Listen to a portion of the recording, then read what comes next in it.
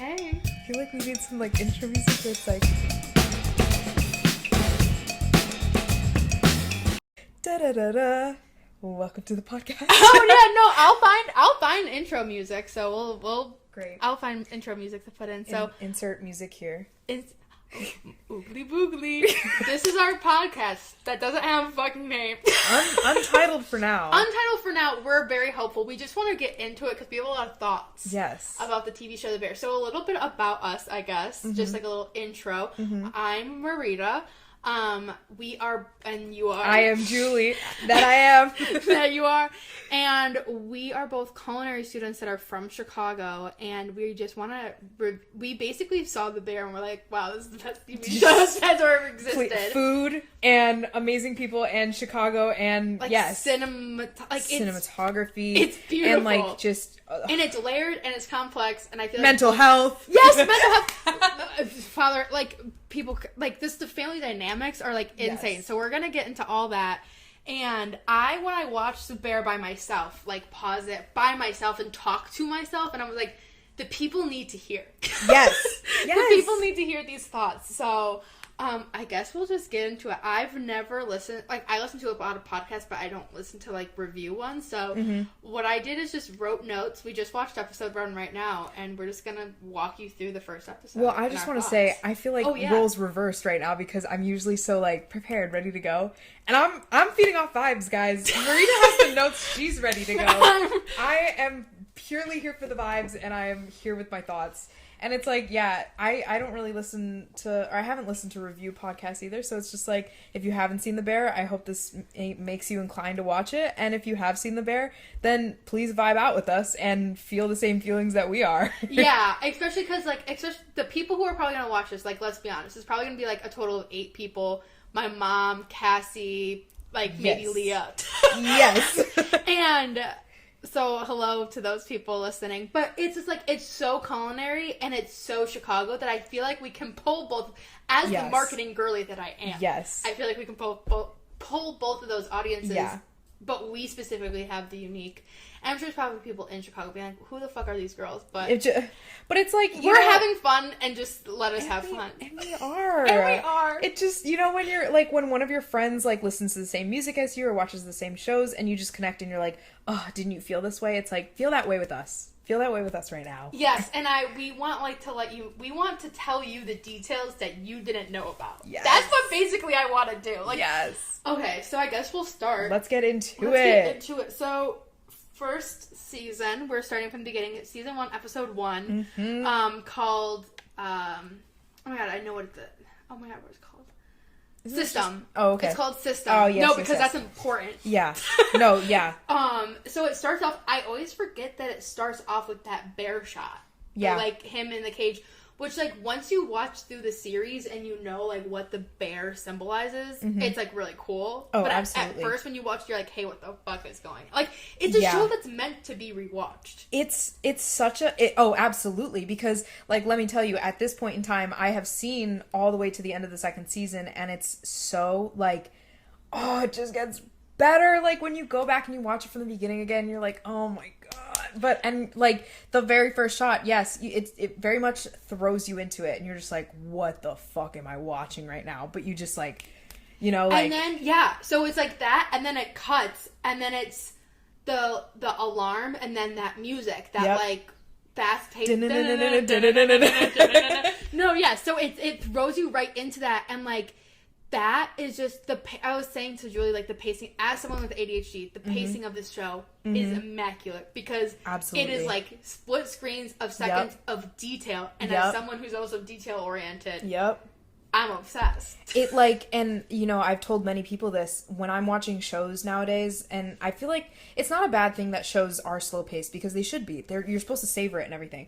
But because of attention span issues, I many times will just be sitting there and, you know, be watching playing a game while the show is playing in the background. And it's just like, yes, I'm paying attention, but I'm not fully paying attention. But there's very few shows, I think, nowadays that, like, fully grasp my attention, and this is one of them. This is one of them. Because you're just like, oh, like, scenes are just moving so quickly, and it's like, yeah, when they cut back and forth between all of those, like, there's shots of Chicago, there's shots of food being prepared. Like, there's shots of, family like, pictures. Notes of, like, Mikey's handwriting. Yes. And, like, his obituary thing. Yes, his obituary, his death, like, the mass card. Yep. Also, I feel like so, like, old school, like, the mass card. I feel like people now don't really do them, but, like, I have a ton of them from, like, I don't know. It gives I also want to make this podcast because, like, if one day I want the writers of the show, y'all are on strike right now, so if you have some free time,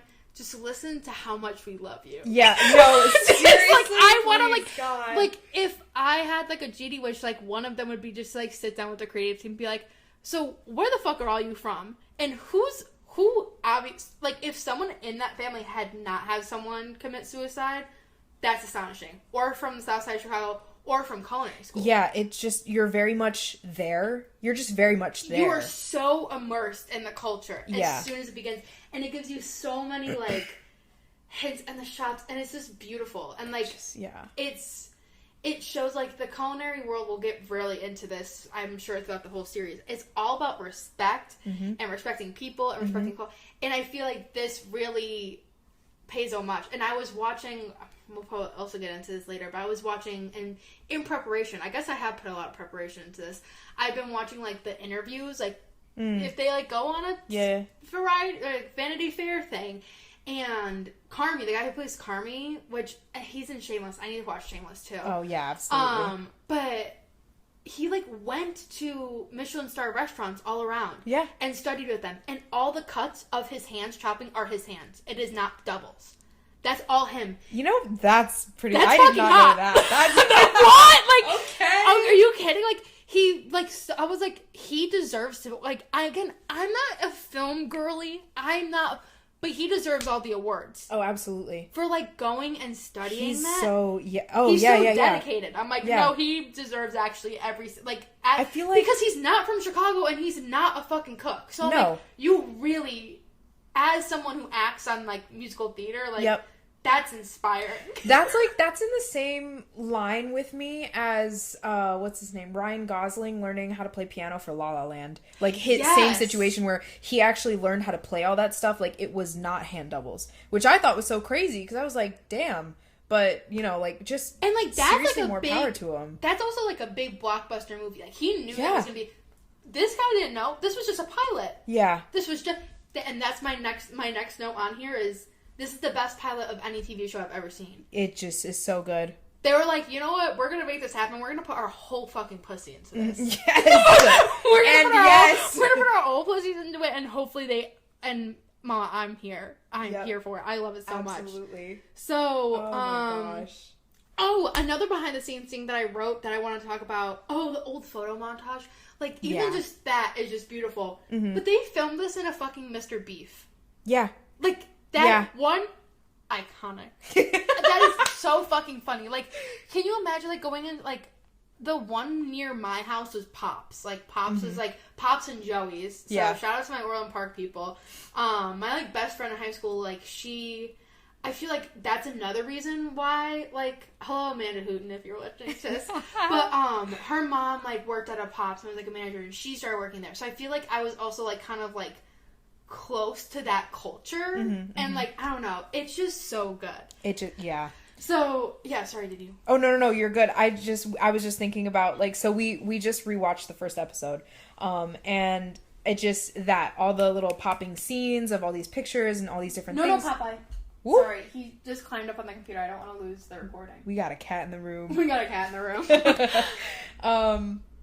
Yeah, but you get, it's weird because you get thrown into it, but you have the background knowledge because of all those pictures and everything. So, it's just when it finally kind of, like... If you hear crumpling in the back, sorry, that's my cat stepping on our Shake Shack box. Popeye is... or a bag. He loves a paper bag. Yes, he just wants to make his appearance. He just wants to be known. Of course. He is like his mother, a drama queen. But... Oh my gosh. But yes, you get very immersed into it. And, like, that's... like especially when cousin comes in, like yes, it's very established right at the beginning. It's Carmi's been there for 2 weeks. Yep. Yeah, I don't know. You just know. You know that Carmi's new. He's coming into this. He does not have the respect of everybody else there because everybody else has been there. Richie comes in. He's very much this, like, fiery personality. And everybody, like, has this, like, friendly respect for him because he's been there, you know? Mm-hmm. Where it's like, you know what, maybe Richie doesn't do too much, but, like, he's been here and he knows there's the system. I get into him, you know? Yeah. The next person I think is Sydney, and then, oh no, trust me, when we get into him, yeah, because I have a hot take about his character. Okay, blessings. That I'm excited to share. So, the next part of the episode is when the love of my life, Sydney, comes in. Yes! Sydney is us. Sydney is Julie and I. Sydney is... okay, speaking about actors who I admire, if she does not know a culinary kid in her life, I want to know what fucking research she did. Because the way I know her, like... Yeah. She's us. Like, absolutely. When she comes in and it's like, I obviously, like, you just see, like, bits of yourself in her for sure. But it's like, you know, at least for me, I'll speak on my experience. But starting at culinary school, like, I did VOTEC school, junior and senior vocational school, where you, like, go and junior and senior of high school, we, like, did half the day and we would go and, like, you know, cook and everything. And so I did 2 years of, like, 1 year cooking, 1 year baking. And, like, I already had that in my back pocket. But, like, starting at JWU, and it's like, this is college, like, university level, culinary school. I definitely am not a culinary student in the sense of I can, you know, cut super fast and, like, do the claw hand and stuff like that. And this is what I want the podcast to be about. To talk about, like, the small things like this. Because culinary and pastry are not the same. No, absolutely not. But I definitely... So, yeah, I did culinary school at my regular public high school for all of the classes that they had offered. Yes. I took all of them. And then my teacher was kind enough to just be like, to my parents... she doesn't need this. She needs this. Like, she needs vocational school. She needs more. Mm-hmm. And so I ended up doing vocational school. I did baking my junior year because I wanted to be serious about it, and then I did culinary my senior year because I wanted to have fun my senior year. Okay, wait, I kind of did that too, though. Yeah. Because, Cassie, we'll talk about Cassie. Honestly, I want to get to the podcast get to the point where we have guests, and I want Cassie to be a guest for sure. Yeah. But, her and I actually took one of the classes, together, and it was, like, the advanced culinary. It wasn't baking. So there was, like, advanced culinary. It was, like, your second year. Yeah. And advanced baking. No one wanted to do culinary to the point where Cassie and I were the only 2 people in the class. So it ran during a culinary 2 class. Oh, my God. So Cassie and I were, like, getting assignment to, like, do something. Yeah. And, like, her and I, like, that's where we got, like, fucking close. Because we would just, like, go and cook together. Just be fucking around and just cooking. It was just us 2. Oh, my God. So what a dream. That's how Cassie and I got so close. Please. Because, like, I did color guard with her, and then, So, love Cassandra. Wow, I know you're listening. Please, Cassie. Oh, my God. She listens to the podcast, so she's probably listening to this on the way to work. But love that.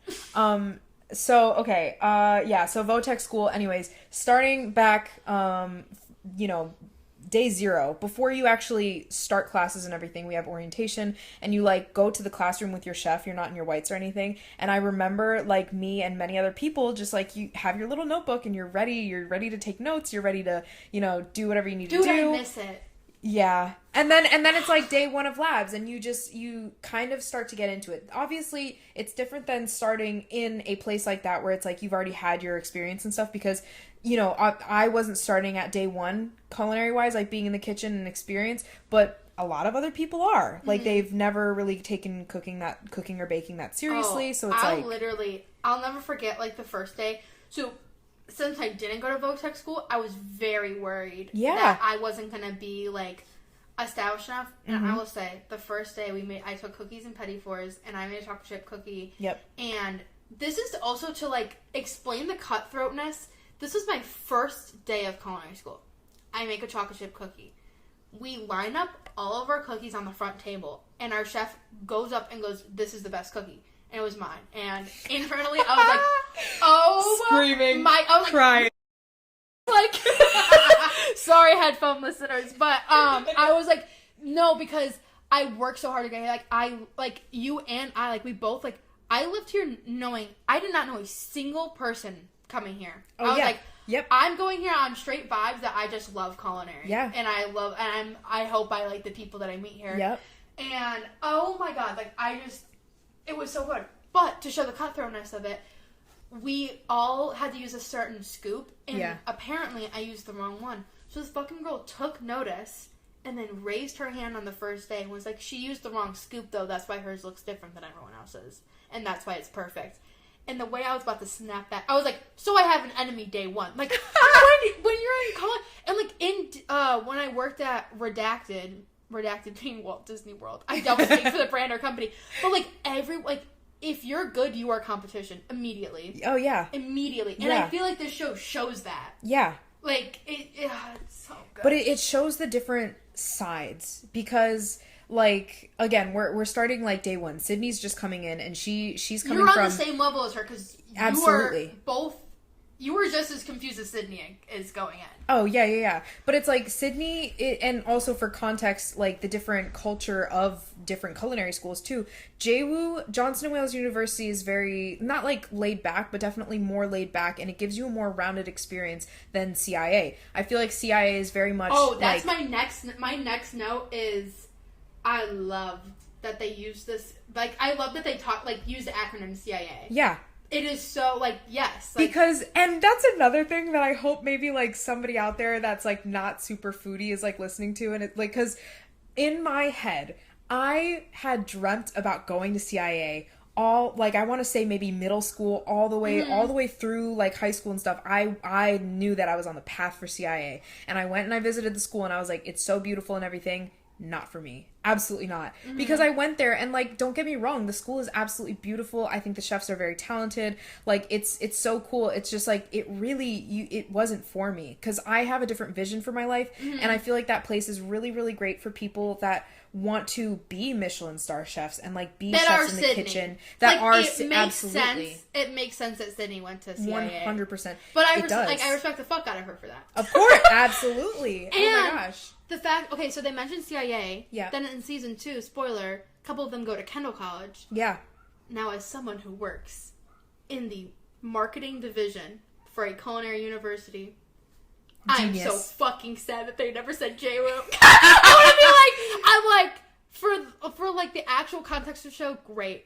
Personally, I'd do anything. To say JWU. Yeah, I'm kind of like sitting on the edge of my seat. Maybe season 3, someone will come up and like try to like interview for it and be from like Le Cordon Bleu or Johnson and Wales or like something else. Well, you know, I'm like as someone Escoffier. As someone who needs the marketing for JWU, I'm like, fuck. But like that's the thing, JWU does not exist in the Midwest. It's a very East Coast thing. Like I told people I was going to Providence. Yes. And do you know Providence High School in Chicago? It's like a small Catholic high school by my house. It's by my house, so you probably wouldn't know. But I would, like, literally, this is also how dumb people are. I'd say I'm going to Providence, and they would be like, high school? I'm like, right over there? Think about it, girl!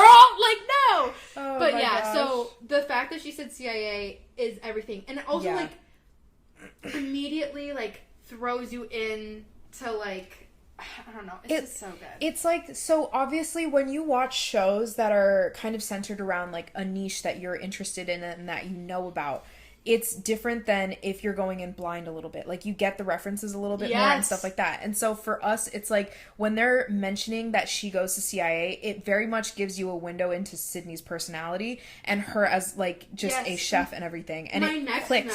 It makes sense. My next note is her headband is so culinary kid coded. Oh, 100%. I'm sorry, but like a girl who wears chef whites and a headband with her ponytail up means fucking business. Yep. She is here for fashion, but also to not play. 100%. Like, I'm like, I know you were a fucking headband kid, and I was a headband kid. And you can tell, because when you go to class, everyone's like at like 6 a.m. Everyone's so fucking tired, and then there's the headband girlies at 6 a.m. who have our hair up in a fucking. I'm like, it's so specific. We are her. We are her, Julie. We are, because I wish I like if I had. Eventually, we will get cameras up, and I will like put this picture out there or something. But it's like literally, yes, I had this one headband, and I would always put my hair into 2 braids, and I would tuck it into my headband, and then I would put my hat on, and That's just it. And it's like, I did not do like the P4 program, but I obviously like any of the P4 students, and you saw them in their headbands under their hats. All of the P4 girlies had headbands. Yes.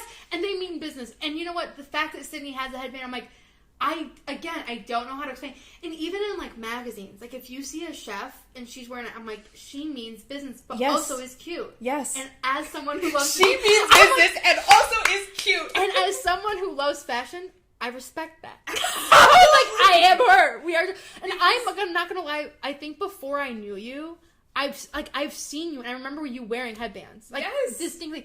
Like I only remember seeing you passing by a couple of times before we were roommates. Yeah. By the way, me and Julie moved in like not even knowing each other. And now, not at all. So we've grown so far. But I remember seeing you and being like, "Whoa, that girl has a lot of tattoos. Also love the headband." I'm like, and I was. Oh yes, I remember being a little freshman.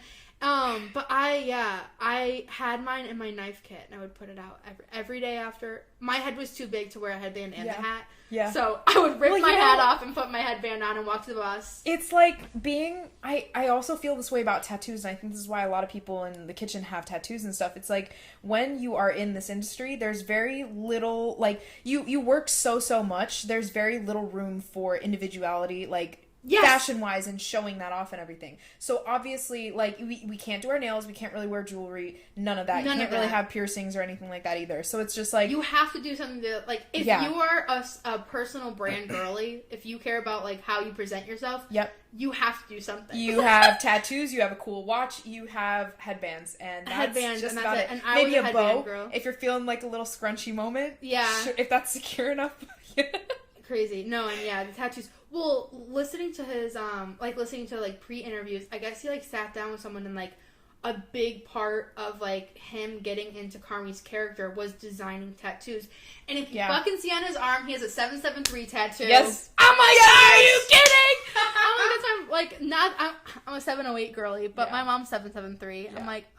I'm like, it's just the small stuff. I'm like, this I love. I know him. Like I feel like I know all these characters so well, and that's why I just love this show. Oh my goodness. This is also something, the next note I have written down is they say behind, and when Sydney says behind, she first gets there, she's just starting to get acclimated in the kitchen, she goes behind and says behind. That scene, I was like, I think, well, the whole show really showed, it's just so good, but when I went, so I was a culinary student who then ended up working at Texas Roadhouse. Mind you, I only worked there for 2 weeks. I was not that committed to the bit. I only worked there for 2 weeks, but I remember staying behind. I remember doing all these things, and everyone giving me those exact looks that they gave her in the show. And I'm like, this show is brilliant. I'm like, I guess I've never had an original thought or memory or anything, because I've lived all of this. No, but the thing is too, and it's like, obviously we're speaking on the pilot, we're speaking on the first episode, and it is that it's like Sydney and Carmi are very much also culinary forward students. They're coming into this beef house, and they're just like, and I also love that Carmi isn't a culinary student. I'm glad he didn't go to culinary school, because when you get into the industry, there's a very big separation if you went to culinary school or not. Yeah. When I worked at Disney, it was insane, and the people who didn't go to culinary school usually do not like the culinary school kids. No, definitely not. However, I do get into this later, but I think I'm just gonna bring it up now. When she goes to him and brings the package of oh, this is how you can save money and stuff. That's why culinary school is worth it. But then she does, and she goes, I did a little extra credit work. I'm like, no, because you're a culinary kid. Yeah. No, because you're a culinary kid who wants to be liked. And that's how the whole industry is a sucking due to chefs to get noticed. Mary, I painted my chef a mini painting of a quote she said, because I was obsessed with it. I was just like, I just want her to like me. Oh my god. Well, it's so two things. One, but both of them being culinary forward, and they're very much in the industry, and not just in this low-key bottom tier level industry that they're in right now and they're operating in, but they come from these higher class backgrounds, basically, where saying corner, saying behind, yes chef, responding, calling everybody chef out of a sign of respect and stuff, it's second nature. You don't have to think about it. You come into the kitchen and you know that that's how it is. And so they're both It's a system! It's a system. But they both come in and they're immediately on the same level, but everybody else is like, who the fuck are these people saying this shit right now? And, like, why are they acting like that? Yes. And that actually leads into my next. All right. So the next part that I have is when cousin comes in, or Richie. Yes. Richie cousin. Yes. And this is my hot take. I think that when the show first came on, the first time I watched it, I'm like, oh, Richie's like the bad guy. He's like the bad cousin who's like the fuck up cousin. Like doesn't like no. You're not supposed to really trust him. Yeah. However, if I was him and I was like working at a restaurant for years and years and years, and my like hotshot cousin came in, started making us lose a bunch of money after 2 weeks, I too would be pissed. Like, granted, they're not like doing the system because like that's just not how a fucking beef shop operates. Yeah. And so, like, I don't know. I feel like people are just like, Richie, but I'm like, no, because I'd be bad too. Yeah, honestly, when you put it like that, it does give you a little bit more perspective on him as an individual. Yeah, for sure. Like, and that's why I loved watching it twice, because the first time I'm like, oh my god, he's just annoying. Like, he didn't get it. Yeah. And that's how culinary kids are. Yeah. They're like, he just doesn't get it. It's also... Then he does. Yeah, like, from the family aspect, though, it's like... he's just that annoying cousin that's coming, because it's like, okay, the scene where Carmi is like trying to say, like, he's trying to get down to business right now, and Richie's just fucking off, and he's just like in the kitchen, he's telling a story or something. Yes. And Carmi is trying, They're trying to start family dinner. Yes, and he's like, just hold on. We've all had that experience before where you're like, if you don't shut the fuck up right now, I'm actually gonna murder you.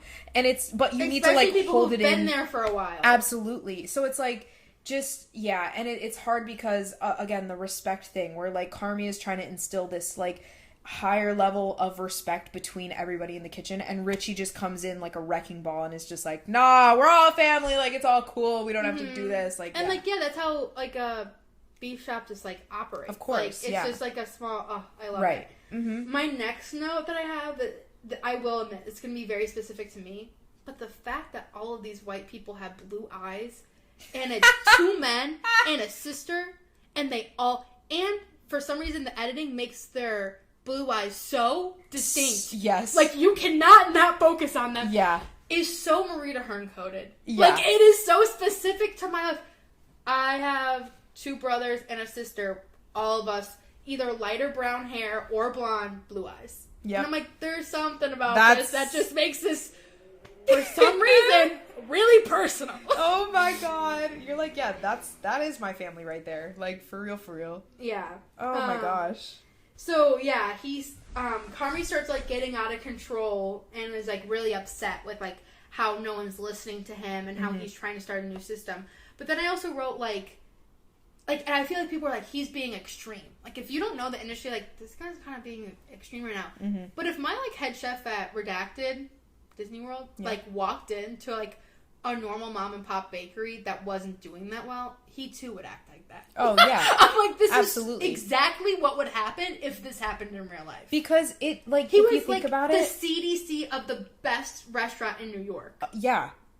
And it's like coming into somewhere and you operate one way, like, let's say you operate squeaky clean, like, everything is always, like, on top of it, and you come into somewhere that's just, like, kind of in shambles, and you're, like, you're kind of sitting there for a second assessing where you're at, and you're also trying to think, like, what steps do I need to take moving forward that I can, like, fix these things, also taking notes of things that are going wrong so that you're just, like, mindful of it and everything, like, just trying to take it all in is very chaotic. And, like, on the side and on a personal note, I've been reading this book about, like, trauma and stuff, and, like, really trying to work through that. And, like, this past chapter was about, like, internalizers versus externalizers. So there's this one scene where, you know, Richie is talking to everybody in the kitchen, Carmi's trying to get their attention, and everyone keeps telling him to shut up, so he's just standing there, and he gets quiet, and he's been asking people for his knife, and nobody has an answer for him, and when he looks down and he sees the knife, that silence, the absolutely no words, but just the shot on his face tells you absolutely everything. As an internalizer, also, it's just like, every scenario is going on in your head. Every single thing you want to say is being run through right now, but you have to keep your mouth shut or things are going to get destructive. Honestly, what I have also next is about the knife. Yep. I think the scene when the knife is on the ground, to me, is the climax of the episode. Absolutely. And it's like... My heart dropped. But, like, that's the thing is, it's like, I think they did try to show non-culinary people how important it was, like, when he rolled it out of his thing. But basically, those Japanese knives are, so expensive. Oh my God. But worth it. Yes. Like, chefs work their entire lives to get one of those type of knives. Yep. So, like, the fact that, like, Tina probably used it, didn't even regard it, and then it dropped on the ground. On the ground underneath the fridge. Oh, my heart. I think it, like, that's part where it's just like, you know what he's dealing with. Like, and I don't know how to explain it, but that's, like, the most disrespectful thing that could ever happen to a chef. And, like, you know, he, all, like, previous this, like, all throughout the shift and stuff, he's, like, running around, he's like, where's my knife, it's sharp, all these knives are dull, what's going on? He keeps on making it a note. Like, it's so good! Yeah. Oh, my God. Oh, gosh. So yeah, Disney. The next is when Fack, just F-A-K, Fack. This is just another person of mine. He is all of my male cousins rolled into one human being. Like, I don't understand how else to, like, there's 4 of them. Yeah. And they're distinctly, all 4 of them are shoved in that, I know him. Like, he is a part of my family, actually. Oh my God. And just how, like, even, like, the part where he's just like, oh, man, sorry, I couldn't come to the funeral. Like, it's just, I don't know. It's so casual and glazed over. Yes! It's so perfect. But it's also so perfect. And also, like, what would be said. Like, because this is how it goes. He goes, sorry, I couldn't make it to the funeral. Carmi goes, it's fine, I wasn't there either. So how does this work? It just... Yeah. Oh, and it's, like, the split little bit, like, Carmi wasn't at the funeral either. This was Carmi's brother. I'm not even gonna lie. I didn't even know that Carmi said that until just right now. Oh, really? Yeah. Yeah, he responded. I just wrote down what Fack said. I didn't know that he... Fack said it, and he like, because they're looking at the machine, and he goes, it's fine, I wasn't there either. So what's going on? Like, da-da-da. Yeah. And just, like, immediately not even a second. Going. Yep. There's a moment like that in episode 2 that, but yeah, I love how the death, like, of Mikey is very prevalent. In the next episode, they say it's 4 months after he died. Mm-hmm. And it's just, like, after that 4-month marker, it's like, okay, like, we've all stopped grieving now. Mm-hmm. Like, it's time. We just can't sit at home all day doing nothing. Even though this super traumatic thing happened. Like, we do gotta kind of keep going. And that's the spot they're in. And, like, that's the worst time. Because it's, like, you have to, like, keep pushing forward, even though, like, you know, his brother just, killed himself. Yeah. It's just so good. And so, Fact, that's what I haven't written down. The knife. Oh, and then you can see, like, towards the end of the episode, they really start getting cleaned up and, like, getting organized. And there's a part where, Carmi has, like, labeled all the spices. Yes.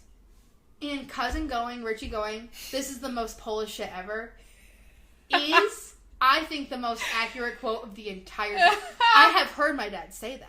My dad used to call himself a fucking Pol. My dad would be like, I'm such a Polak, like, if, like, saving money-wise, like, he would, like, say all the, like, stuff he would do, but he would always call himself a Polak, or that's so Polish, like, oh my God. That, very Southside Chicago specific. Oh my God. And I was like, that's why I need to know who the writers are. Yeah, literally. I need to know them, like, it's so good. I love that you get it on such a personal level, because, like, it's so insane. All of my connection is, like, purely individual, and, like, to give context too, I will, till the day I die, and to anybody I meet off the street, I will say I'm from Chicago. I'm not actually from Chicago. Yeah. I am from the 630. So it's like, guys, she's a Naperville girly. Don't tell the others. Don't tell anyone, guys, but...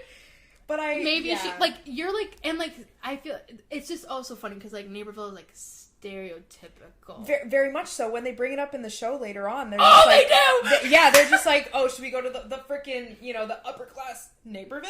Yeah. They're having their party in Naperville? Like, that very much makes sense, checks out, absolutely. This is very, very specific. No, and I will say, if anyone's, like, listening to this who I went to high school with, I feel like they're going to be like, oh, you also didn't live that either.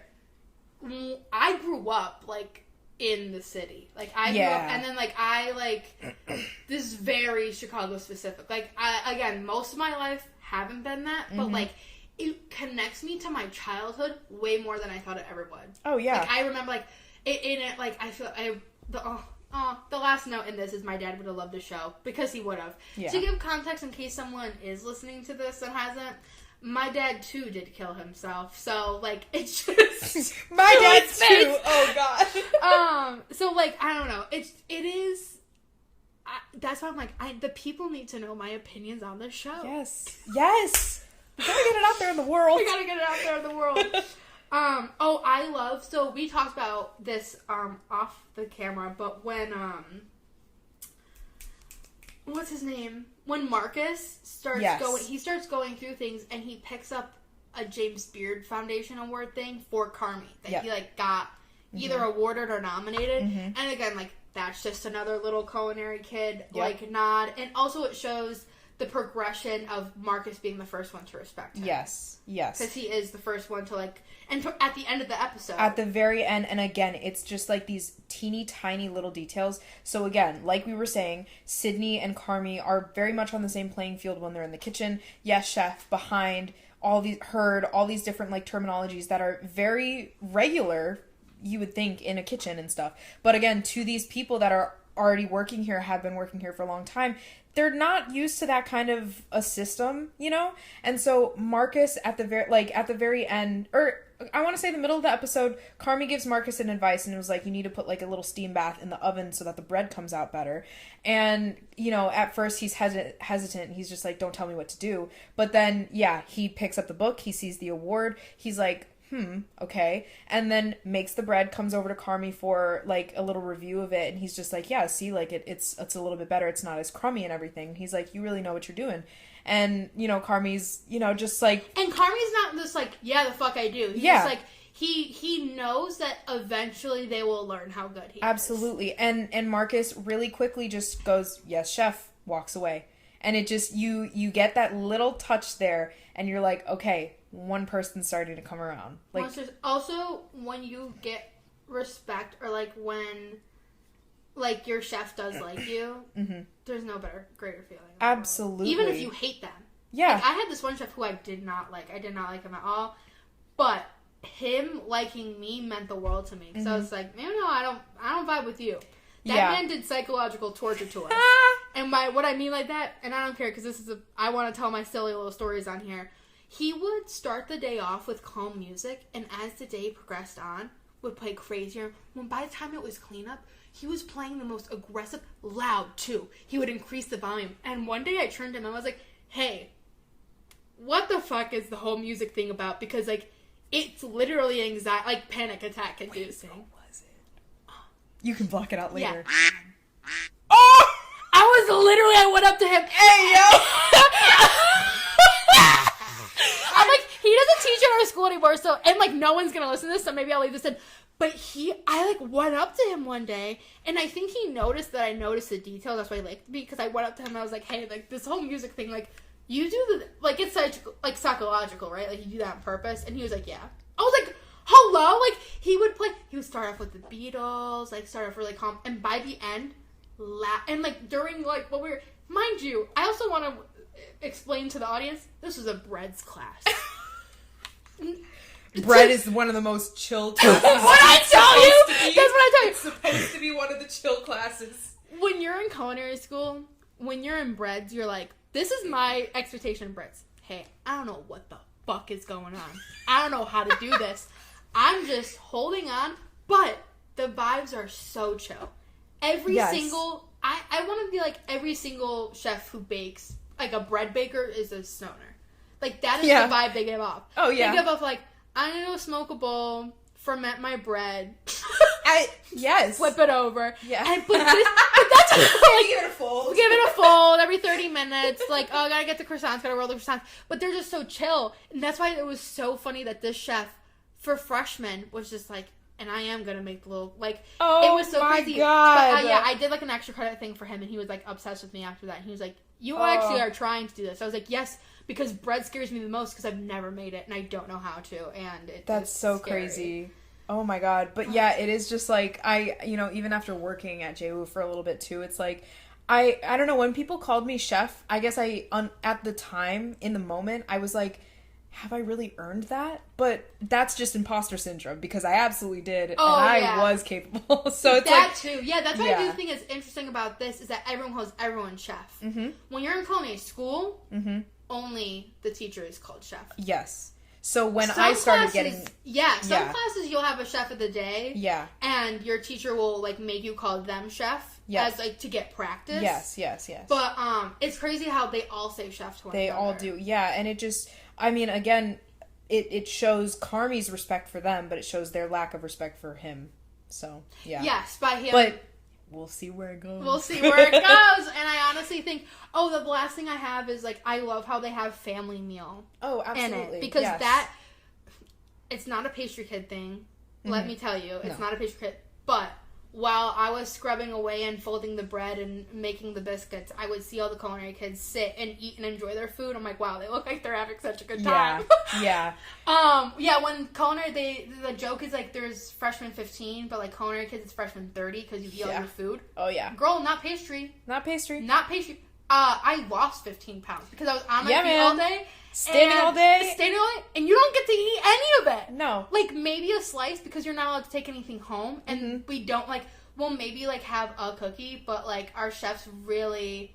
Oh, man. This one kid asked to take his own pie home, and she was just like, so you would rather eat a pie than a family in need who needs it? Because this was at the time when we were allowed to donate to the homeless shelters, and then they would just guilt you, and you're like, I guess not. Oh, my God. I think that, maybe, like... I went to school when they were still trimesters, so like maybe starting second trimester I was like, I really want to get a Fitbit or something because I feel like I should be like really tracking my steps now, like I feel like I've earned that. And then eventually when I got my Apple Watch I was like, holy shit. My rings. when I worked at Disney, you weren't allowed to wear an Apple Watch though at Disney, but my pocket and my phone would like track how much I walked and stuff. And I put that shit on my ankle. You did? It doesn't count.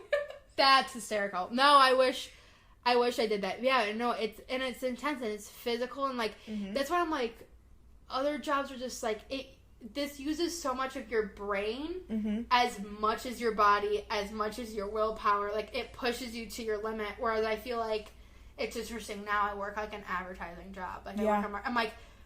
Yeah. It's not the same, but it's also like, I don't know, it's nice to celebrate 4th of July with my family instead of working. Yep, absolutely. So, it's a really hard boundary, but it is to deal with. But I think...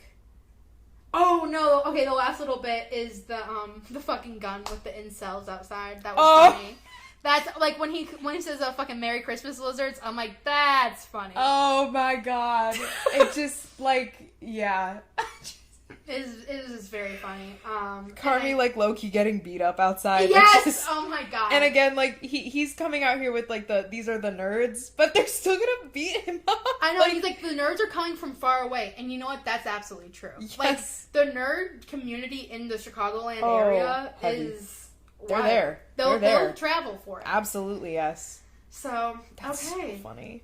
I think this might be the end. I feel like this was 44 minutes. That's like a typical podcast episode length. Hey, yeah. Honestly, double the length of the show. I think that show was only 25 minutes. So that's how many mini stories and stuff. But I don't know. I wanted to share all this, and I think it's fun. And I hope, if nothing comes from it, I hope my mom and Cassie are enjoying. Oh, God. No, please, y'all. Anybody that does listen to this, we appreciate you. We appreciate you. I hope you've enjoyed this time hanging out with us. Yeah, it's just we want to... I'm like, our conversations are too good just for us to have. Yeah. We need to share them with the world. So, thank you for watching Redacted. Yes. Because we don't have a name for the show yet. So, I would say leave a comment if you have a title, but hopefully by the time this gets posted, I can go back and edit me saying very blankly, like, the show is... Yass, chef. Alright. Alright. Sounds good. Alright. Bye, guys. Thank you.